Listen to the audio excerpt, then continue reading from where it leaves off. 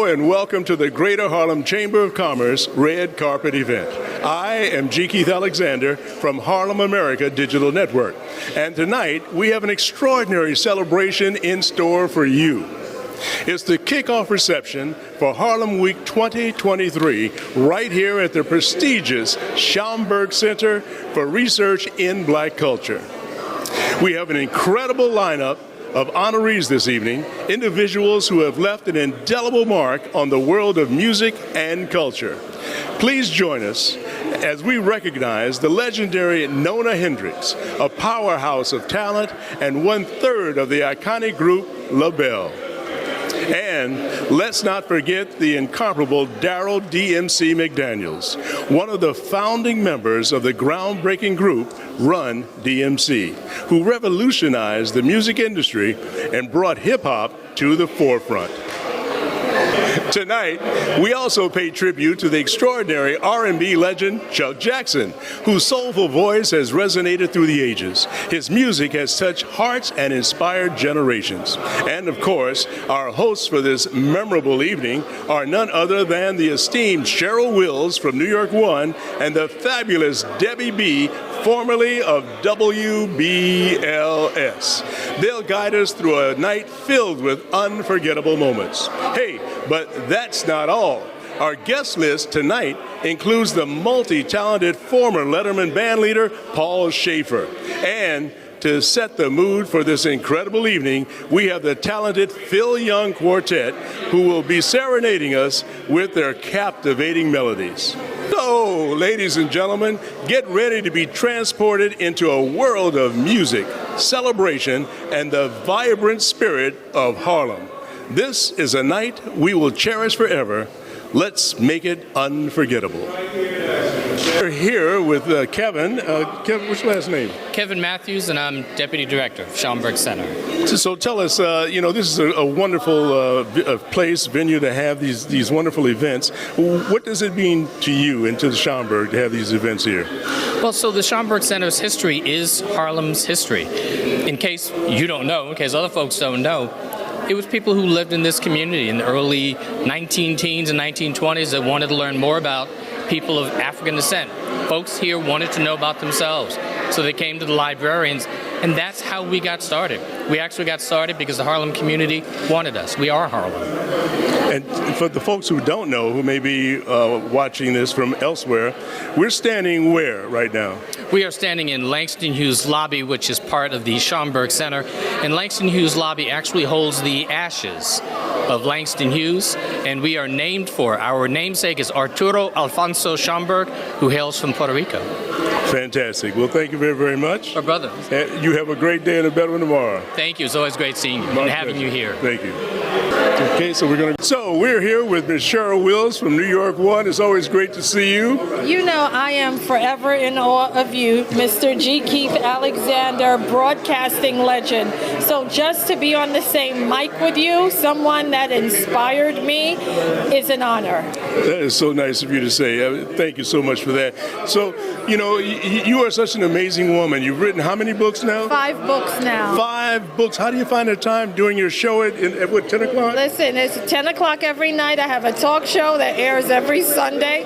And you know how it is. You know the grind is real. You just have to, set a time to do everything and just don't stop. Don't stop. So the name of the book is? Isn't Her Grace Amazing? The Women Who Changed Gospel Music.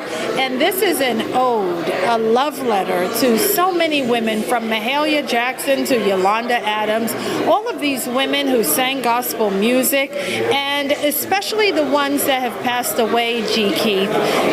What happened to their legacy? Who's talking about them? These women traveled the world. Many of them performed during segregation. And they were discriminated against on stage, even by men, because gospel music was a man's game. That's right. The Blind Boys, the Sam Cooke and the Soul Stirrers. I mean, it was male quartets that were dominant, and women were like an afterthought. So when these women took the stage and sang sing in the name of Jesus. It was a big deal. And I grew up listening to all of the women in my book, and I just had to honor them. Well, that's fantastic. We'll find out more about the book in a little while. Right now, I just want to say that Cheryl and I used to work at Channel 5. We go way back. Yes. Thank you very much. Thank you. It's an honor. So I'm here with the incredible, multi-talented musician. Oh yeah. You're embarrassing me now. Mr. Paul Shaffer. Thank you. So Paul, good to see you. Great to be here on the kickoff of Harlem Music Week. That's right. Yeah. And also, you were good friends with Chuck Jackson. I too. sure was. I grew up with his records. All the way up in Canada where I'm from, we heard Any Day Now. Really? I Don't Want to Cry. And yeah, we became good friends. He was a producer, as you know, of events like this one. And I worked for him many times at the Aaron Davis Hall and at the Apollo. And yes, and played for him as much as I could. Well, it was, he was a wonderful guy. And the first record I ever bought, I had a little transistor player that I used to walk around with. Yeah. And the first record I ever bought was Any Day Now. Yes. And I'd see girls down the street, and I'd walk down, Any Day Now. Yes, indeed. I thought I was cool. Yeah. But, so what are you going to do tonight? I'm going to do a little Any Day Now, and I'm going to sing it. And, I'm exactly really the opposite of Chuck Jackson. Besides the obvious, my voice, I'm barely a singer at all, but I'm going to take the key way down and just try to do it sincerely. And, I'm going to do my best for Chuck. Well, I'm sure that all of us in the audience, we're going to help you get through that. That's what I hope to turn it into a big sing-along, because we all know it so well. Yeah. We're all going to sing it together. Fantastic. Thank you so very much. Always Beautiful. good to see you. It's great to see you, too. Pleasure. Okay. Bye-bye. Hi, I'm standing here with the illustrious, the first woman on WBLS, Miss Vi Higginson, Mama, from Mama I Want to Sing and the Mama Foundation. So good to see you. You look beautiful. Thank you so much. It's so good to see you, my brother. My pleasure, my sister. So tell me a little bit about what you're doing and about the foundation. Oh, well, the Mama Foundation for the Arts, it's the home of Mama I Want to Sing. And of course, Mama I Want to Sing is the longest running Black off-Broadway theater musical in the history of American theater. We're celebrating our 40th anniversary this year. And also, it's our 25th anniversary of the Mama Foundation for the Arts. So the big celebration is going to be on December 2nd, back at the theater that you were at in just this May, and we're gonna get down there. I'm December telling you, 2nd. It brought tears in my eyes. I was so touched by the performances, and the storyline gets me every time. Thank you so much. You're quite welcome. So, all right, well then, thank you very much. And tonight's going to be a great night because we're honoring Nona Hendryx and DMC, and we're doing a tribute to Chuck Jackson. Wow. Now that's legacy. That's music legacy and music history. It certainly and that's what it's all about. It's all about the music. And you know what else it's about? Mama's One Sauce for all foods at Whole Foods. Oh, she did a plug for her one sauce at Whole Foods. It's so good. Okay, but not only that, each purchase there's a contribution that goes to Mama Foundation. Yes, that's why we do the plug. So you're helping the kids. We're helping the kids. Thank you so much. You're G. welcome. Okay, Bless bye-bye. So I'm here with the president of City College, Mr. Vincent Boudreau. How you doing? How are you? Well, I'm well. It's a great night to be out. Yeah. So we were together at City College for the 125th anniversary. Yes, we were. So now, what do you think about this kickoff for Harlem Week? Oh, listen, Harlem Week it is a blessed time of the year. We're going to have the Percy Sutton race running through our campus. We're really excited about that. City College is going to be sponsoring and hosting the hackathon, which we love to do. And it's a wonderful night. Fantastic. Did you ever meet Chuck Jackson? Because we're doing a tribute to Chuck. I never did meet Chuck Johnson. Appreciated his music. Heard a lot about him from Voza, of course. But no, I never met him myself. Well, then you'll be in for a thrill tonight when we hear some of his music being played by some of the wonderful artists here tonight. And it's good to see you. Good to see you too. Thank you. Pleasure. Hope you have a good time tonight. Oh, yeah. Thank you very much. So I'm here now with the Assistant Fire Commissioner, my friend, Mr. Big Jim Harding. How you doing, Jim? I'm doing great, G. Keith, and I'm glad to be here with you to celebrate the rich contributions that we have made to create Harlem Week, which is one of the biggest festivals, not only in this city or state, but this country. And I congratulate Lloyd Williams of the Greater Harlem Chamber of Commerce and all the people that have worked so hard to make this what it is. Fantastic. And in August, I believe the August 3rd will be the first day that we are actually out into the community with Harlem Week, and we're going to have a great time then on out. Now, back to you being the Assistant Fire Commissioner. Does that mean that I'll get a chance to ride on the fire truck? Raise your right hand. I'm making you my deputy right now. Congratulations. You're in. Commissioner G. Keith. Oh, thank you. All right, well, thank you so much, Jim. Thank you. Take care. Okay, so we're at the reception for the Harlem Week 2023, and I'm standing here with our illustrious former Assemblywoman, now going to be the city council person from the 9th Council District. That's right. So tell us, what can we expect? Oh, we're here at the phenomenal, the historic Schomburg, and we're celebrating the kickoff of Harlem Week, which is Harlem Month, to recognize our history, our contributions to this great country, and at the same time, we're recognizing Juneteenth. When it took 2 years for the slaves of Texas to find out that they were indeed free. I think it was 2 years and 8 months. And 2 years and 8 months late. But today, we're impacted negatively upon some of the same things. Not shackles of the skin, but shackles of the mind. Wow. So now you have the camera and the microphone.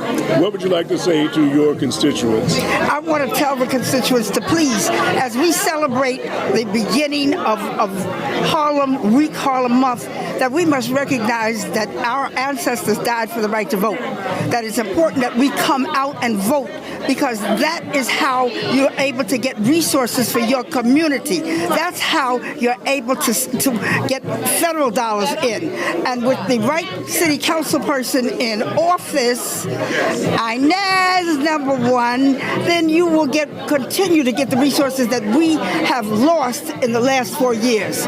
Harlem, stand united, stand firm, stand together, stand tall, stand strong, so that we hold on to this phenomenal diamond of the earth called Harlem, so that we stay here, we open our arms for all, but that we're able to be included in the growth of Harlem. We've suffered a lot, we're in crisis, but we're going to turn this thing around.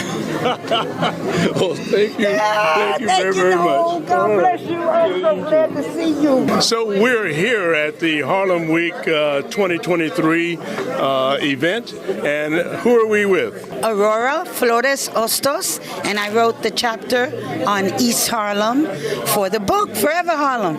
Vanessa Valdez, I am the author of Diasporic Blackness, The Life and Times of Arturo Alfonso Schomburg, and I wrote about the Schomburg Center, Mr. Schomburg, as well as about the City College of New York in Forever Harlem. Fantastic. So what does this event mean to both of you?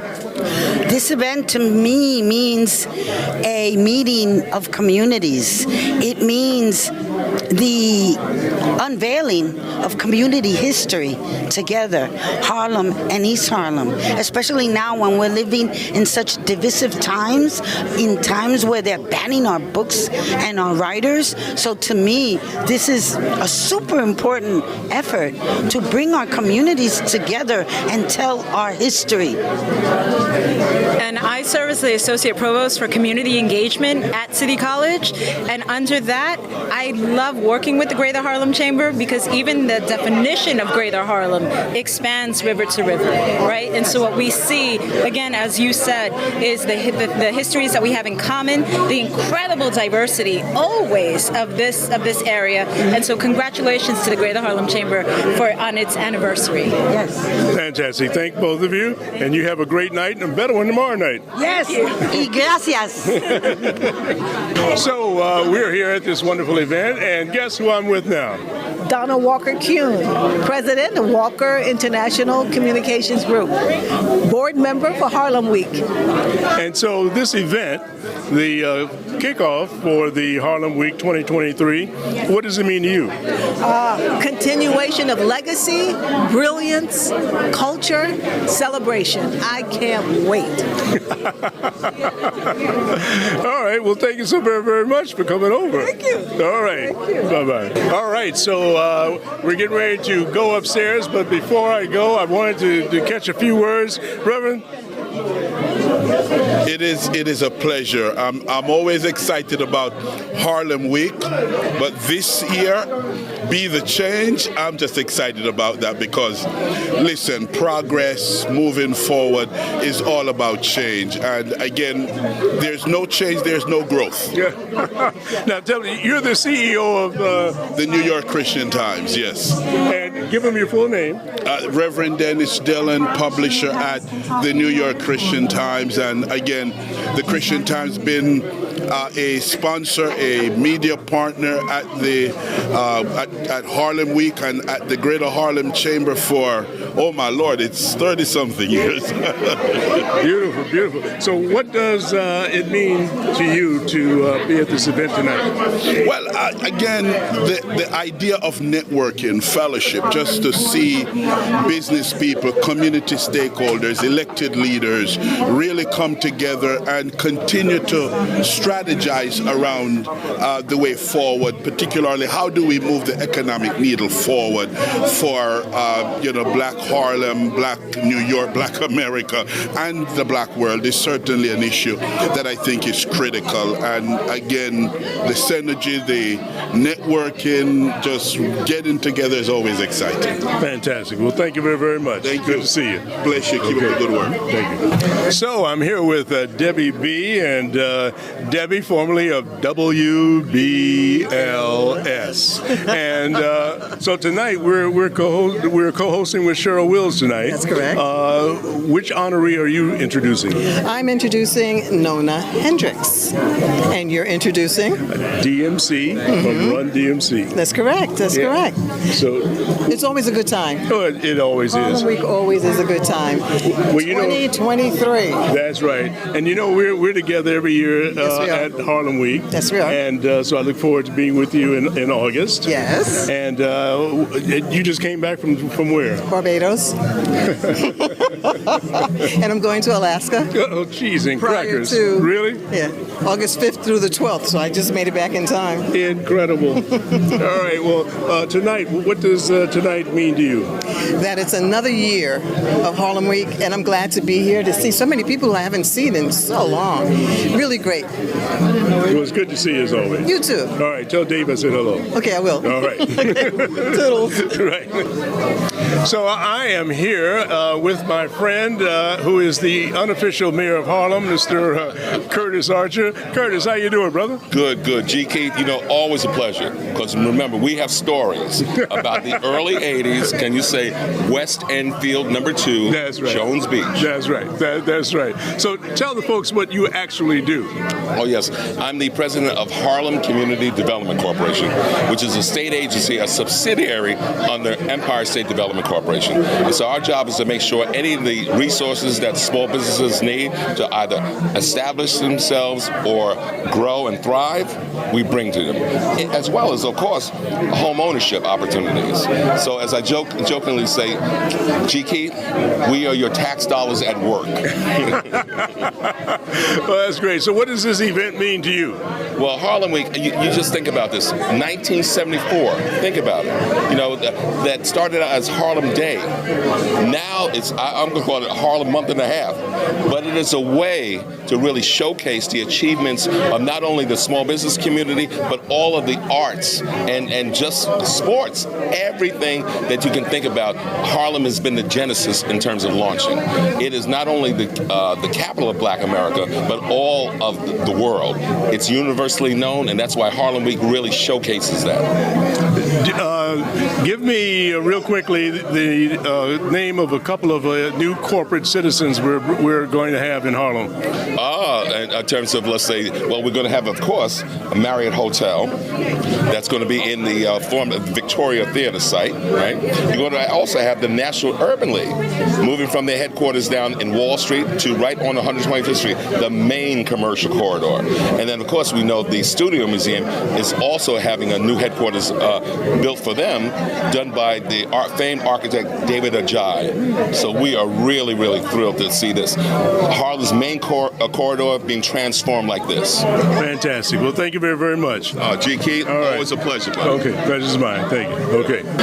It's a great evening here at the Schomburg, and it is the Harlem Week 2023 reception. And I'm standing here with a man who's very important in the Harlem community, because he is the chief of, well, you're the chief, but you're the main man as far as security.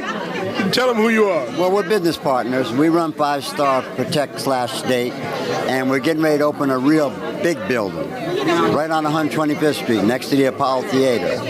Renaissance New York Harlem Hotel. And we already have the Victoria residence on the other side. It's going to be big time. It has a club in there, restaurants, renting places that people can rent rooms and stuff. It's great. Fantastic. Now, tell them your full name. Salih Talib. And now, you were once bodyguard for Muhammad Ali. Yes. There's a lot of them. Muhammad Ali, President Bill Clinton while he was president, and just about all the governors that came through. Charlie Rangel was one of our main guys, Keith Wright, even Lloyd Williams. Fantastic. Hey, Chief, come on in here. Yes, sir. Okay, so tell us a little bit about you.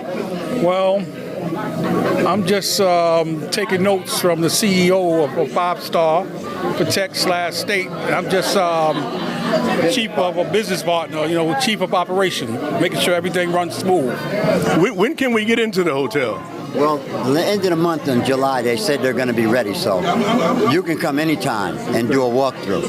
Well, thank you. I might have to, I'm walking down the street and I got to use the men's room or something. Hey, let me go in the hotel. Well, you have no problem with that. Just mention us. Okay. All right, thank you very much, guys. Have a great day. Okay. Thank you so much. And I'm standing with the man, DMC. How are you? How you doing, G? You're a legend. You know that, right? Well, thank you. That's very kind of you. For sure, no. Legend to legend. You got two legends. Yes, yeah, that's what it's about. Yeah, yes. okay. We are legendary together. There you go. For sure. So DMC, RunDMC was revolutionary and broke a lot of ground and helped move hip-hop forward. Right. But today, you're breaking a lot of ground. You're involved with children's education. Tell us a little bit about that. Well, the whole thing for me, when I first heard hip hop, it wasn't about having record deals and getting, and moving to Hollywood and doing that. It was like, oh shoot, you could tell stories about who you are. For me, hip hop was about information. Now, I grew up in Queens, New York. When hip hop came over the bridge from the Bronx and it was exposed to us on those cassette tapes, we was hearing the stories from these boys and girls from the Bronx, Manhattan, and Harlem, right? And some of them, the world thought didn't have anything. But when you heard their raps and their rhymes, it was saying, be cool, go to school, don't be in the gangs, don't go to jail, educate yourself. So that was very empowering to me. So I knew that when I came into hip hop, I had a responsibility to carry on the message of what these kids, boys and girls, was telling me what was most important. So basically, if you listen to My Adidas song by RunDMC, We did this. We took the beat from the street and put it on TV for the world to see as it was. This is how we was dressing. This is how we was dancing. This is what we were saying. So RunDMC, we became the representatives for the beauty of this great hip hop culture.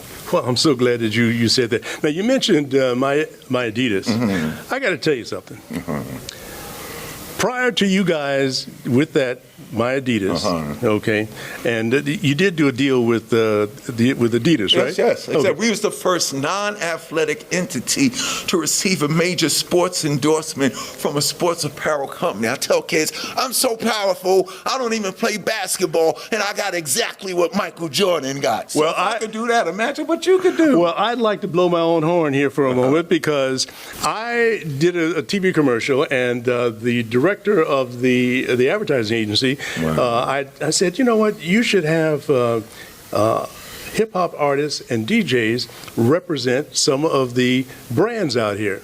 Right. He had me come to the advertising agency. It was Deutsch. I think it was a Deutsch agency with Donnie Deutsch and everything. Had me come to the agency, and I met with the people from Adidas. Wow. And he had a conference table with a bunch of people from Adidas, really? and I had to get up and give a presentation on why I thought hip hop artists and DJs should represent their brand.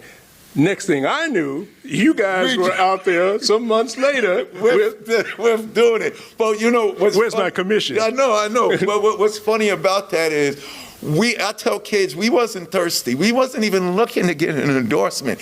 How the whole thing came about with the Adidas stuff. Growing up, there was the saying, don't judge a book by its cover. Right. So what was happening in my neighborhood, they were saying, you see those kids with the fresh sneakers? Now, they were partially right. You see those kids with the fresh sneakers and the gold chains and the Kango hats and the gazelles and the velour and the Adidas suit. Those are the problems in the neighborhood. They were basically talking about the drug dealers. But they were judging a book by its cover because on that same corner with the drug dealers was my friend who worked 3 jobs to get 3 pairs of Adidas. Was my friend who had 2 jobs to get the 1 gold chain. There was kids, boys and girls, going to school, educating themselves, working, being legitimate to get fly and stuff like that. So when I wrote my rhyme, I was trying to make a statement that was going to represent all the youth from Queens, Bronx, Manhattan, and Harlem that were going to school, that were hardworking kids, that wasn't in the gangs and selling drugs. So I was like, how can I make a big statement? We did Live Aid in '85. So I was like, my Adidas walked through concert doors and roamed all over collar. I stepped on that thing that Queen and Freddie Mercury did, we did it too. So when we did that, rumor has it that, like you said, we talked about the brand and those sales was off the hook. So you was in the right spirit from the get-go. They gave me for that presentation $500 and a new Canon camera. That's what I got. Wow. But anyway, we've got to break now, but hey, it's been great being with you. I love that story, though. That's the real deal. And I'm so glad that you're here and so glad you're getting an honor. Thank you. I'm accepting this for us legends. There you go, my man. Lastly, I want to express my deepest gratitude to the Greater Harlem Chamber of Commerce, Lloyd Williams, Boza Rivers, Marco Nobles, and their remarkable team for organizing this extraordinary event. Your dedication to promoting the vibrant culture and heritage of Harlem is truly commendable. As we conclude this sensational event, let's remember that Harlem is not just a place, it's a spirit, a movement, and a legacy. Let us carry the passion, creativity, and unity we experience tonight with us as we continue to celebrate Harlem Week and the rich mosaic of our community. Thank you all for joining us tonight on this magical journey. Until we meet again, keep the spirit of Harlem alive in your hearts.